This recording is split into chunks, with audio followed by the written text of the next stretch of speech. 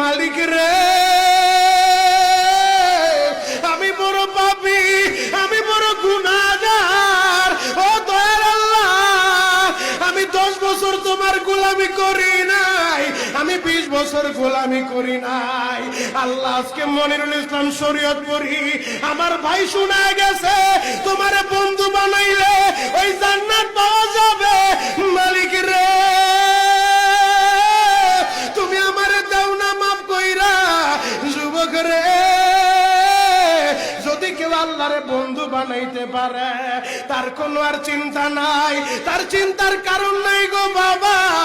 এ যুবক ভাইরা, দাড়ি পাকা বাবাজিরা, সবাই আমার দিকে একটা নজর তাকান। এই যে দেখেন আমি হাতের ভিতরে আহারে টিস্যু দিয়া কাফনের মতো একটা দৃশ্য বানায় ফেললাম। এমন একটা কাপড় আপনার শরীরে একদিন উঠে যাবে, আমার শরীরও একদিন উঠে যাবে। ও চেয়ারম্যান ভাইরা, ও মেম্বার ভাইরা, ও নেতা ভাইরা, ও আলেম ভাইরা, এখন কাঁদতে বলছি শুধু কাঁদবা। জীবনে কত জায়গায় আমরা গোসল করলাম। আহারে কক্সবাজার ঘুরতে যাইয়া সমুদ্রের ভিতরে গোসল করলা, কুয়াকাটায় ঘুরতে যাইয়া সমুদ্রে গোসল করলা। এই যে মাদ্রাসার পুকুরটা ভরাট করছে মসজিদের জন্য, বিশাল বড় ময়দান এখন হয়ে গেছে।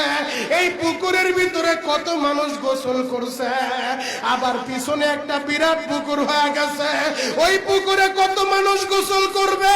ও সোনামুখীর বাবা গো, তোমার বাড়িতে নিজের টিউবওয়েলে কতদিন তুমি গোসল করছো? তোমার বাড়িতে দামি একটা গোসলখানা বানাইছো, বিদেশি ঝর্ণা লাগাইছো, ওই ঝর্ণার পানি দিয়ে তুমি আর আমি গোসল করি। এমন একটা দিন তোমারও আসবে, এমন একটা দিন আমারও আসবে।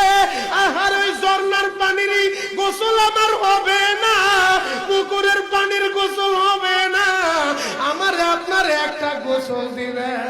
কেমন গোসল দিবে জানেননি? বড়ই পাতার হালকা গরম পানি দিয়া